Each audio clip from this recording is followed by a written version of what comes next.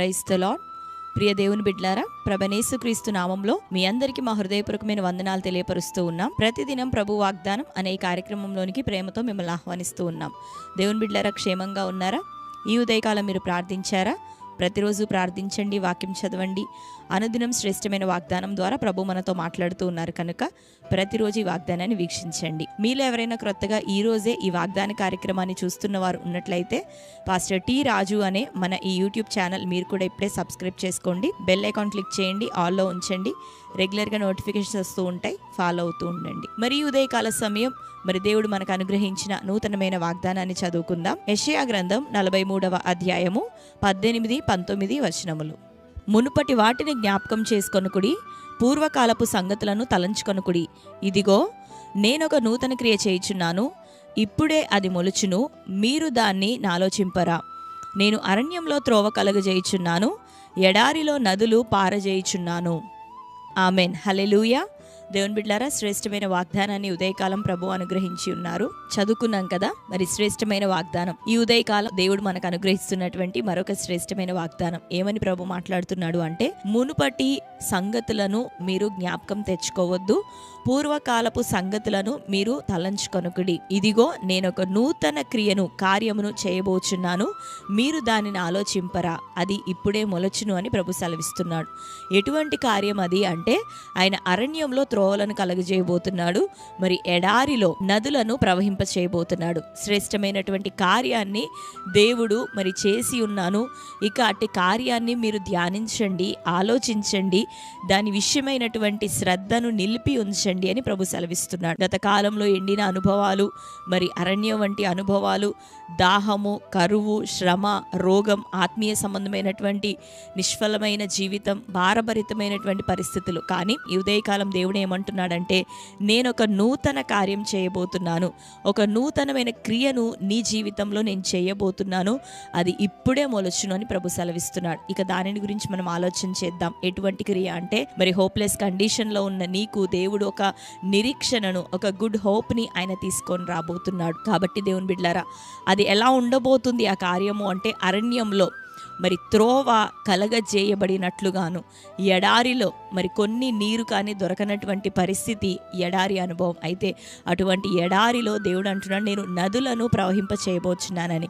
మరి ఆశ లేనటువంటి వారికి ఎంతో గొప్ప నిరీక్షణను, మరి ఎంతో గొప్ప కృపను అనుగ్రహించేది ఈ ఉదయకాలం ప్రభు మనకిస్తున్న వాగ్దానం. ఒకవేళ గర్భఫలం లేదని నిందతో ఉంటున్నావా, నువ్వు భయపడకు.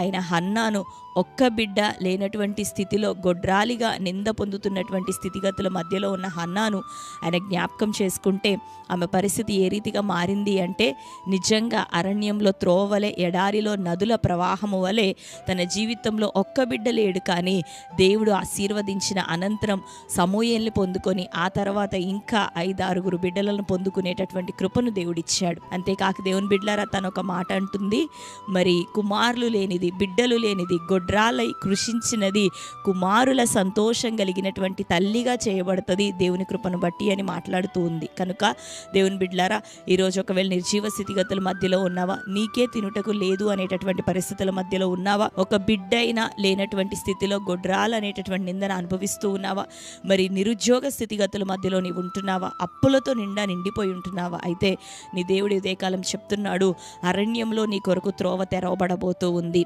అంతేకాక ఎడారిలో నదులు ప్రవహింపబడబోతూ ఉన్నాయి. ఎందుకు అంటే, నీ స్థితిగతులను చూస్తున్న దేవుడు ఈ సంవత్సరం వరకు నింద, పోరాటం, అలసిపోయి ఉన్న వేదనతో ఈ సంవత్సరం దేవుడు నిన్ను జ్ఞాపకం చేసుకొని ఇక ఏం చేయబోతున్నాడంటే, నువ్వు తినలేని స్థితిలో ఉన్న నీవు తినుటకే కాక ఇంకా అనేకులను నువ్వు పోషించేటటువంటి సమృద్ధిలోనికి దేవుడు నిన్ను తీసుకొని రాబోతున్నాడు. అంతేకాక కుమారుల సంతోషముతో నేను నింపబోతూ ఉన్నాడు. అనేకులకి మరి జీవనోపాధిని కల్పించే స్థితిని దేవుడు నీకు దయచేయబోతున్నాడు.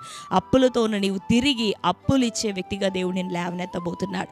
ఏదేది లేమి, కొరత అనుభవించావో దానన్నిటిలో ఇతరుల్ని సైతం నువ్వు పోషించేటటువంటి కృపలోనికి దేవుడు ఈ సంవత్సరాన్ని తీసుకొని రాబోతున్నాడు. కాబట్టి మరి మునుపటి విషయాలను ఇక మర్చిపో. గత కాలపు శ్రమ, కరువు అన్ని విడిచిపెట్టేసే ప్రభు నూతన కార్యం చేస్తాడని మాట్లాడుతుండగా ఆయన వైపు చూడు.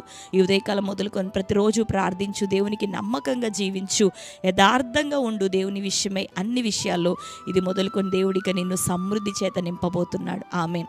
కనుక ఈ శ్రేష్టమైన వాగ్దానం అన్ని కోణాల్లో దేవుడు మన జీవితంలో కార్యం చేయబోతూ ఉండగా ఇది మన జీవితాల్లో నెరవేరినట్లుగా ప్రార్థన చేసుకుందాం. కళ్ళు మూసుకుందాం. ప్రార్థన. స్తోత్రం ప్రభా, థ్యాంక్ యూ హోలీ స్పిరిట్. యేసయ్యా మీకు వందనాలు, స్తోత్రములు తండ్రి. ఈ ఉదయకాలం ప్రభా మంచి అయ్యా మరి శుభకరమైన నిరీక్షణను ప్రభా మా ఎదుట మీరు అనుగ్రహించినందుకు వందనాలు. మునుపటి వాటిని గత కాలపు సంగతులను తలంచుకొనవద్దని అయ్యా, ఇప్పుడైతే ప్రభా ఇది మొదలుకొని నూతన క్రియ నువ్వు చేయబోతున్నావు, అది ఇప్పుడే మొలుచునని దానిని మీరు ఆలోచింపరా అని ప్రభా సెలవిస్తున్నావు. నీవు అరణ్యంలో ప్రభా త్రోవలను కలగజేసే దేవుడు, ఎడారుల్లో ప్రభా నదులను ప్రవహింపచేస్తానని వాగ్దానం ఇచ్చావు. నిశ్చయంగా ఈ ఉదయకాలం ఈ వాగ్దానం నీ బిడ్డలందరి జీవితంలో స్వతంత్రింపబడును గాక, అది నెరవేరును గాక. ఎవరు అరణ్యం వంటి అనుభవాల్లో ఆత్మీయంగా ప్రభా, భౌతికంగా, ఆర్థిక విషయాల్లో, పిల్లలు చదువులు అయ్యా, ఉద్యోగ ప్రయత్నాలు, వివాహం విషయమై తండ్రి, ఆర్థిక విషయాల్లో అయ్యా ఇదిగో ఉంటున్నారు, ఆ ఎడారి అనుభవాలు ఇకను వారి జీవితాల్లో కొట్టివేయబడును గాక, అరణ్య అనుభవాలు కొట్టివేయబడును గాక. వారికంటూనైనా ప్రతి విషయంలో సరియగునైన త్రోవలు తెరవబడును గాక, సరైన మార్గం వారికి బయలుపరచబడును గాక, నదులు ప్రవహించును గాక, సమృద్ధి సంతృప్తిని ప్రభ ఇది మొదలుకొని వారు అనుభవించుదురు గాక. అన్ని విషయాల్లో మేలు చేయమని, ఇంకా ఎవరి కుటుంబాల రక్షణ లేదు అటు కుటుంబాల రక్షణ కార్యం జరగాలి. పాపముల చేత పీడించబడుతున్న వారు, పట్టబడి ఉన్నవారు, అటు క్రియల నుండి యేసునామములో వారికి విడుదల, శాపము నుండి విడుదల కలుగును గాక, ప్రతి విధమైన అనారోగ్యం బలహీనతల నుండి విడుదల కలుగును గాక. నిరుద్యోగమునైనా ప్రభ, వివాహము కాని స్థితిగతులు, గర్భఫలం లేని స్థితి కొట్టివేయబడాలి యేసునామములో. వారి కార్యములను జరిగించండి, వారిని ఆశీర్వదించి ఘనమైన కార్యములు చేయమని. బ్లాక్డ్ అమౌంట్ ద్వారం తెరవబడాలి అయ్యా ప్రభా. ఆయా సమస్యల రీతిగా తండ్రి వెళ్తున్న బిడ్డలకి విడుదల, పరిష్కారం దొరుకును గాక. ప్రతి కోణంలో నీ బిడ్డలను దీవించి ఆశీర్వదించమని ప్రార్థిస్తూ ఈ దిన బర్త్డే, మ్యారేజ్, యానివర్సరీ సెలబ్రేట్ చేసుకున్న ప్రియ బిడ్డలందరినీ జ్ఞాపకం చేసుకునండి అయ్యా. వారి జీవితంలోనూ శ్రేష్టమైన వాగ్దానం నెరవేర్చండి. సంవత్సరం అన్ని దయాకిరీటం వరకు మీరు ధరింపచేసి ఉన్నందుకు మీకు వందనాలు. అటు వారిని ఇంకనూ దీవించి ఆశీర్వదించమని యేసు నామంలో ప్రార్థిస్తున్నాం తండ్రి, ఆమెన్. Praise the lord. దేవుని బిడ్డలారా, మరొకసారి వాగ్దానాన్ని వినండి. మీకు తెలిసిన మీ బంధువులు, ప్రియులు అందరికీ కూడా ఇప్పుడే యొక్క వాగ్దానాన్ని షేర్ చేయండి. మీరు ఈ వాగ్దానాన్ని లైక్ చేయండి. మీ అందరి నిమిత్తం ప్రార్థిస్తున్నాం. దేవుడు మనందరి జీవితంలో అద్భుతమైన కార్యం జరిగించబోతున్నారు కనుక చక్కగా ప్రార్థిస్తూ నమ్మకంగా దేవునిలో ఉండండి. దేవుడు మిమ్మల్ని, మీ కుటుంబాలను నిండారులుగా ఆశీర్వదించును గాక. God bless you. Praise the lord.